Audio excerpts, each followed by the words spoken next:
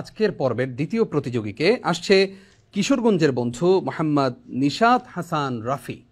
নিশাত হাসান রাফিকে প্রশ্ন করবেন উস্তাজ কারি মোহাম্মদ আব্দুল্লাহ।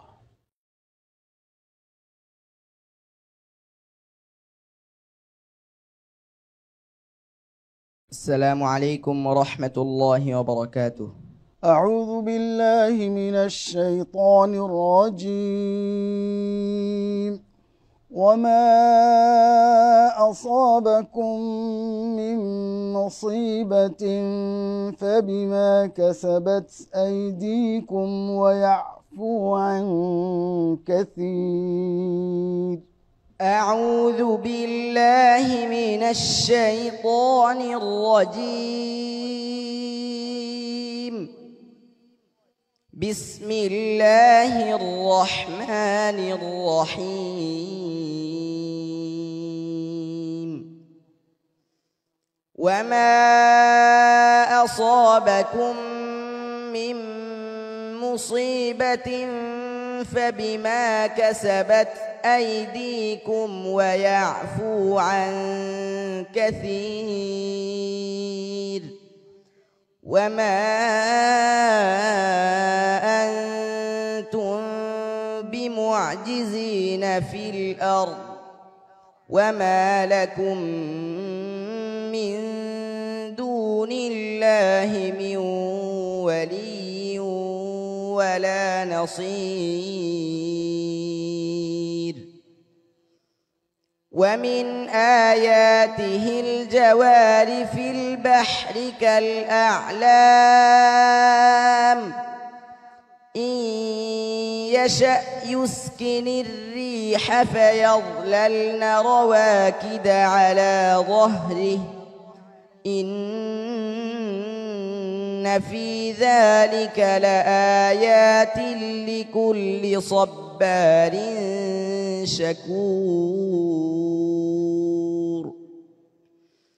أو يوبقهن بما كسبوا ويعفو عن كثير. ويعلم الذين يجادلون في آياتنا ما لهم من محيص. فما أوتيتم من شيء فمتاع الحياة الدنيا وما عند الله خير وأبقى للذين آمنوا وعلى ربهم يتوكلون. والذين يجتنبون كبائر الإثم والفواحش وإذا ما غضبوا هم يغفرون. والذين استجابوا لربهم وأقاموا الصلاة وأمرهم شورى بينهم ومما رزقناهم ينفقون. والذين إذا أصابهم البغي هم ينتصرون. وجزاء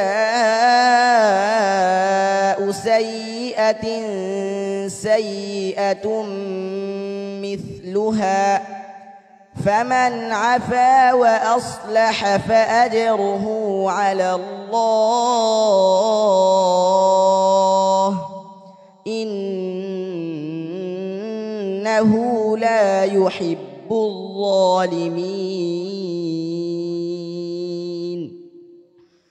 ولمن انتصر بعد ظلمه فأولئك ما عليهم من سبيل. صدق الله العظيم. মাশাআল্লাহ। প্রিয় দর্শক, আমাদের ছোট্ট প্রতিযোগী নিশাত হাসান রাফির তেলাওয়াত সম্পর্কে এবার মন্তব্য জানবো প্রশ্নকারী উস্তাজ কারি মোহাম্মদ আব্দুল্লাহর কাছ থেকে। তোমার জন্য দুইটা মোলাহাজা আছে, সেটা হচ্ছে হামসের ব্যাপারে তুমি আরেকটু খেয়াল করবা, তোমার ওস্তাদজিকে বলবা এই ব্যাপারে আরেকটু তোমাকে পরিচর্যা করার জন্য। আর ওয়াকফ ইবতেদা, তোমার দুইটা জায়গাতে শুরুটা একটু এদিক সেদিক হয়ে গেছে। তুমি চেষ্টা করলে তোমার তেলাওয়াতটাকে আরও মসৃণ করতে পারবা, আরও হৃদয়গ্রাহী করতে পারবা, আরও উজ্জ্বল করতে পারবা। তোমার জন্য অনেক দোয়া। শুকরান। বারাকাল্লাহু ফিক। প্রিয় দর্শক, এবার আমরা মন্তব্য জানবো। মন্তব্য করবেন উস্তাজ কারি খালেদ সাইফুল্লাহ। তেলাওয়াতের শুরু থেকে শেষ পর্যন্ত সে একটি ধারাতেই তেলাওয়াত করেছে, মোটামুটি একটা তাল লয় মেনটেনেন্স করে চলেছে। তো তারপরেও আমি বলবো তাকে তেলাওয়াতের ভিতরে যেটা তালাফুজের যে একটা মজবুতি, এই বিষয়টা ও যদি আরেকটু নজর দেয়, আমার মনে হয় ইনশাআল্লাহ ও সামনে আরো ভালো করতে পারবে, আরো সুন্দর হবে ইনশাআল্লাহ। জাযাকাল্লাহ খাইর উস্তাজ। প্রিয় দর্শক, এবার আমরা মন্তব্য জানবো। মন্তব্য করবেন উস্তাজ কারি আবুল হুসাইন। তেলাওয়াতের মান ভালো এবং ইয়াদ ভালো। ইয়াদের দায়িত্বটা আমার একটু আছে জি। আজকের বিচার কাজে। তো সুন্দর ইয়াদ আছে, ভালো ইয়াদ আছে, কিন্তু বিজ্ঞ বিচারকরা যে কথা বলেছেন তোমাকে, পড়ার যে উঁচা নিচা, যে ব্রিজে ওঠার সময় একটু আস্তে আস্তে উঠতে হয়, মাঝখান দিয়া একটু জোরে হাঁটলেও সমস্যা হয় না, সমান জায়গা।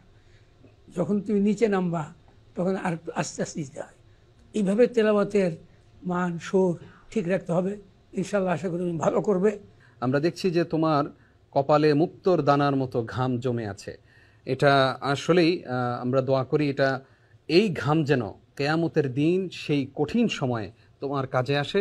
রাসূল করিম সাল্লাল্লাহু আলাইহি ওয়াসাল্লাম যাদেরকে শাফায়াত করবেন কোরআনের হাফেজ হওয়ার কারণে, যাদেরকে আল্লাহ তাআলা মর্যাদা বাড়িয়ে দেবেন, সেদিন বলবেন যে তোমরা পড়তে থাকো আর উপরে উঠতে থাকো, তাদের দলভুক্ত আল্লাহ তাআলা তোমাকে করে নিন। আল্লাহুম্মা। আসসালামু আলাইকুম ওয়া রাহমাতুল্লাহি ওয়া বারাকাতুহু।